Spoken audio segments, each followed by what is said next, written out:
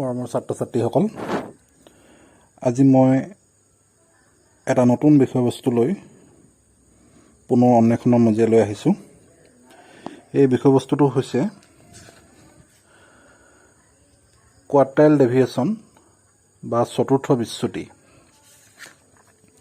কোৱাৰ্টাইল ডেভিয়েশ্যন বা চতুৰ্থ বিচ্যুতিনো কি, এই বিষয়ে আলোচনা কৰাৰ আগতে আমি মেজাৰ্ছ অফ ডিছপাৰশ্যন বা মেজাৰ্ছ অফ ভেৰিয়েবিলিটি বা বিষমতাৰ জোখনো কি, এই বিষয়ে অকণমান জানি লওঁ আহকচোন।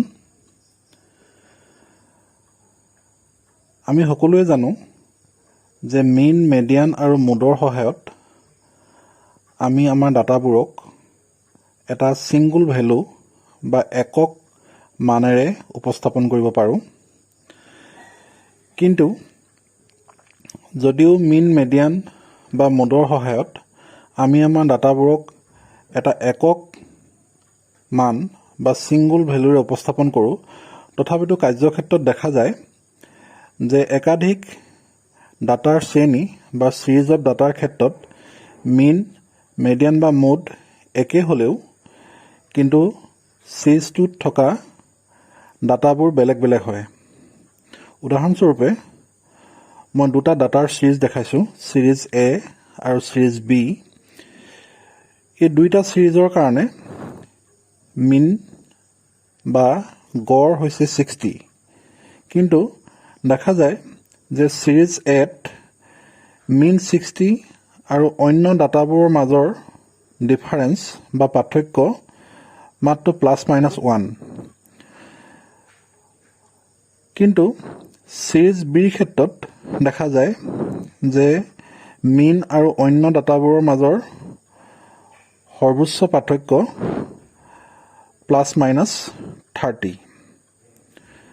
গতিকে এই দুইটা ছিৰিজত যদিও মিন 60, তথাপিতো কিন্তু দুইটা ছিৰিজ একে নহয়। অৰ্থাৎ প্ৰথম ছিৰিজটোত ডাটাবোৰ খুব ওচৰা-ওচৰিকৈ আছে, কিন্তু ছেকেণ্ড ছিৰিজটোত ডাটাবোৰ ইমান ওচৰা-ওচৰিকৈ থকা নাই। অৰ্থাৎ ডাটাবোৰ স্কেটাৰ্ড হৈ আছে বা স্প্ৰেড হৈ আছে। গতিকে মিন, মেডিয়ান আৰু মোডৰ সহায়ত আমি যদিও এটা একক বা ছিংগুল ভেলুৰ সহায়ত ডাটাবোৰক উপস্থাপন কৰোঁ, তথাপিতো কিন্তু আমি ছিৰিজ অফ ডাটাৰ ক্ষেত্ৰত বা কোনো এটা ডাটাৰ শ্ৰেণীত ডাটাবোৰ কিমান স্কেটাৰ্ড হৈ আছে বা কিমান স্প্ৰেড হৈ আছে সেইটো জনাটো অত্যন্ত প্ৰয়োজনীয়। গতিকে আমি অন্য এটা ষ্টেটিষ্টিকেল মেজাৰ বা জোখৰ প্ৰয়োজন হ'ব, যাৰ সহায়ত আমি ছিৰিজ এটাত থকা ডিগ্ৰী অফ স্কেটাৰ্ডনেছ বা ডিগ্ৰী অফ স্প্ৰেডনেছ আমি জুখি উলিয়াব পাৰোঁ।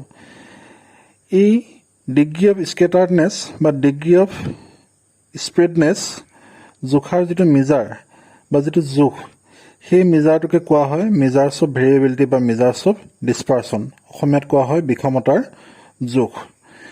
এতিয়া এই মেজাৰ্ছ অফ ডিছপাৰশ্যন বা বিষমতাৰ জোখ উলিয়াবৰ বাবে আমাৰ কেইবা ধৰণৰো মেজাৰ্ছ অফ ডিছপাৰশ্যন আছে। এইবোৰ হৈছে ক্ৰমে ৰেঞ্জ বা পৰিসৰ, দ্বিতীয়টো হৈছে কোৱাৰ্টাইল ডেভিয়েশ্যন বা চতুৰ্থ বিচ্যুতি, তেনেকৈ এভাৰেজ ডেভিয়েশ্যন বা মিন ডেভিয়েশ্যন বা গড় বিচ্যুতিও আছে, বা একেধৰণে ষ্টেণ্ডাৰ্ড ডেভিয়েশ্যন বা প্ৰামাণিক বিচ্যুতিৰ সহায়তো আমি মেজাৰ্ছ অফ ডিছপাৰশ্যন বা মেজাৰ্ছ অফ ভেৰিয়েবিলিটি জুখিব পাৰোঁ। গতিকে কোৱাৰ্টাইল ডেভিয়েশ্যন বা চতুৰ্থ বিচ্যুতি হৈছে ডাটাবোৰৰ বা ছিৰিজ অফ ডাটাৰ ক্ষেত্ৰত ডিগ্ৰী অফ স্কেটাৰ্ডনেছ বা ডিগ্ৰী অফ স্প্ৰেডনেছ জুখিবৰ বাবে ব্যৱহাৰ কৰা এটা ৰাশি, বা ডিগ্ৰী অফ স্কেটাৰ্ডনেছ বা ডিগ্ৰী অফ স্প্ৰেডনেছ জুখিবৰ বাবে ব্যৱহাৰ কৰা এটা প্ৰণালী বা পদ্ধতি বুলি আমি ক'ব পাৰোঁ। আমি ৰেঞ্জ উলিয়াওঁতে বা পৰিসৰ উলিয়াওঁতে আমাৰ যিমানবোৰ ডাটা দিয়া থাকে এটা ছিৰিজত, সেই ডাটাবোৰক আমি ইনক্ৰিজিং বা ডিক্ৰিজিং অৰ্ডাৰত সজাই লৈ ডাটাখিনি সৰ্বোচ্চ মানটোৰ পৰা সৰ্বনিম্ন মানটো অৰ্থাৎ মেক্সিমাম ভেলুটোৰ পৰা মিনিমাম ভেলুটো মাইনাছ কৰি দিলে আমি যি পাওঁ তাকে আমি ৰেঞ্জ বা পৰিসৰ বুলি কওঁ। গতিকে ৰেঞ্জ বা পৰিসৰৰ মানটো কেৱল চিৰিজ অফ ডাটাৰ এক্সট্ৰিম ভেলুৰ ওপৰতহে নিৰ্ভৰ কৰে। গতিকে ৰেঞ্জ বা পৰিসৰত যথেষ্ট ডিফেক্ট আছে, কিয়নো ৰেঞ্জ বা পৰিসৰে আমি যেতিয়া স্কেটাৰনেছ বা ডিছপাৰচন যেতিয়া জুখিবলৈ যাম তেতিয়া কেৱল এক্সট্ৰিম ভেলু দুটাহে কনচিডাৰ কৰা হয়। কোৱাৰ্টাইল ডেফিনেশ্যনৰ সহায়ত আমি যেতিয়া ডিছপাৰচন বা ডিগ্ৰী অফ স্কেটাৰনেছ জুখিবলৈ যাওঁ তেতিয়া এটা চিৰিজত যিমানবোৰ ডাটা দিয়া থাকে সেই ডাটাখিনিক 4 ভাগত ভাগ কৰা হয়, অৰ্থাৎ 25%, 25%, 25% এনেকৈ 4 ভাগত ভাগ কৰা হয়।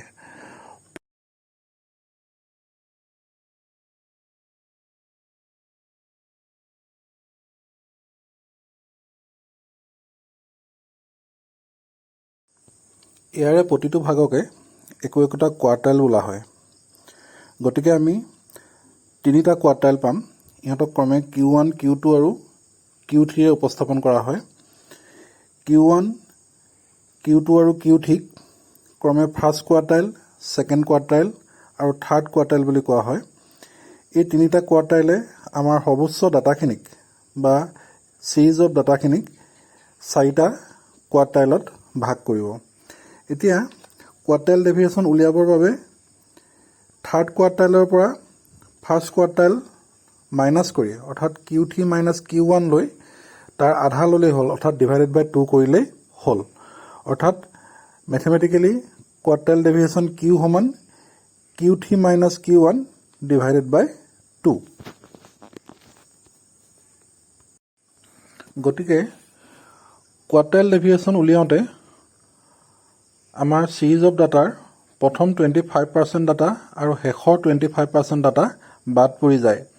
কেৱল যি মিডিল 50% ডাটা থাকে সেই মিডিল 50% ডাটাৰহে ডিছপাৰচন বা স্কেটাৰ্ডনেছ কোৱাৰ্টাইল ডেফিনেশ্যনে উপস্থাপন কৰিব পাৰে।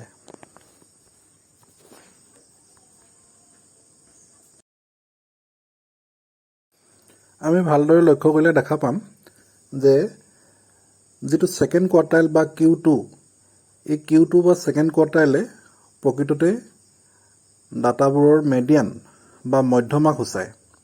অৰ্থাৎ আমি মধ্যমা যি ধৰণে নিৰ্ণয় কৰিছিলোঁ Q2 সেই একেধৰণে বা একেটা ফৰ্মুলাৰ সহায়ত আমি নিৰ্ণয় কৰিব পাৰিম।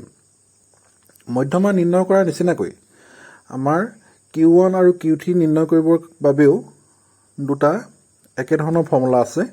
এই ফৰ্মুলা দুটা হৈছে Q1 = L + n/4 minus FB divided by F into I আৰু Q3 নিৰ্ণয় কৰিবৰ বাবে ব্যৱহৃত ফৰ্মুলাটো হৈছে Q3 = L + 13/4 minus FB divided by F into I।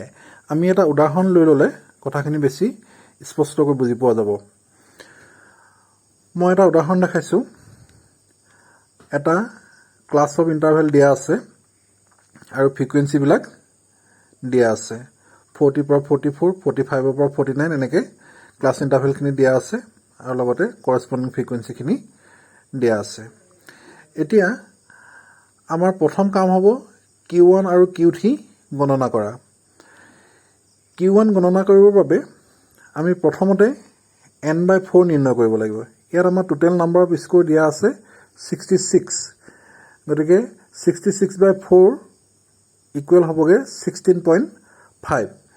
এতিয়া সেই 16.5 আমি আমাৰ যিখিনি ফ্ৰিকুৱেঞ্চি আছে ফ্ৰিকুৱেঞ্চিখিনি আমি যদি তলৰ পৰা হিচাপ কৰি যাওঁ তেতিয়াহ'লে দেখা পাম যে 2 + 3 + 3 + 5 + 9, সেই +9 পোৱাৰ লগে লগে আমাৰ 16.5 ভেলুটো আহি যাব। গতিকে 60 পৰা 64 যিটো ক্লাছ ইণ্টাৰভেল সেই ক্লাছ ইণ্টাৰভেলটোৱে আমাৰ কাৰণে হ'ব Q1 ক্লাছ এতিয়া Q1 ক্লাছটো পোৱাৰ পিছত আমি L ৰ ভ্যালুটো পাই যাম L মানে হৈছে Q1 ক্লাছৰ কাৰণে লোৱাৰ এক্সাক্ট